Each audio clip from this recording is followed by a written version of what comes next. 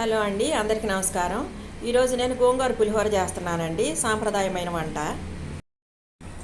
2 స్పూన్లు ఆయిల్ తీసుకున్నానండి. తాలింపు పెట్టేసుకుందాము. ఆవాలు వేస్తున్నాను.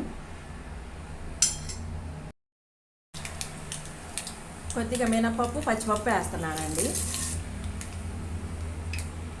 కొద్దిగా వేరుశనగ గుళ్ళు వేస్తున్నాను. ఒక 2 స్పూన్లు తీసుకున్నానండి. సిమ్లోనే పెట్టండి, మంచిగా వేయించుకుందాము.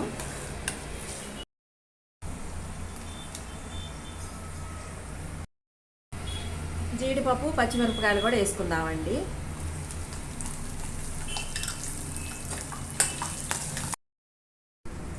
కరివేపాకండి, పసుపు.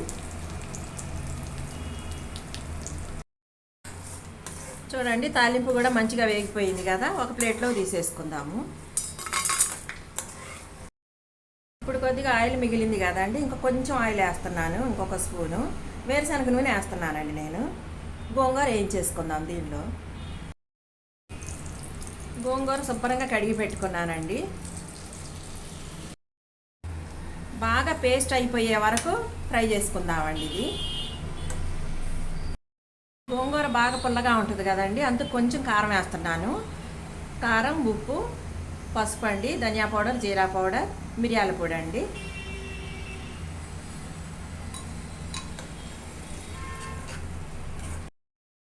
రెండు స్పూన్లు వాటర్ పోస్తున్నానండి.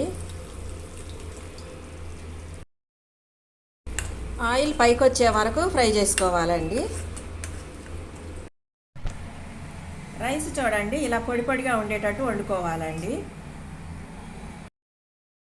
చూడండి, గోంగూర కూడా మెత్తగా అయిపోయిందండి. ఆయిల్ కూడా రిలీజ్ అయింది. ఇప్పుడు రైస్ కలిపేసుకుందామండి.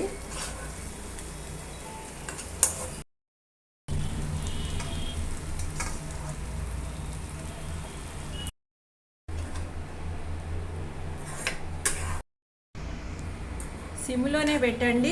ఈ గోంగూర మొత్తం కలిసే వరకు కలుపుకోవాలి. మొత్తం చక్కగా కలిసిపోయింది కదండి. ఇప్పుడు తాలింపు దినుసులు వేసేసుకుందాము.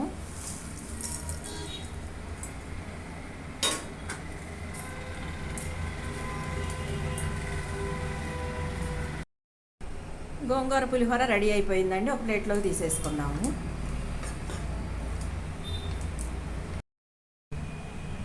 మళ్ళా తినాలనిపించే గోంగూర పులిహోర రెడీ అయిపోయిందండి.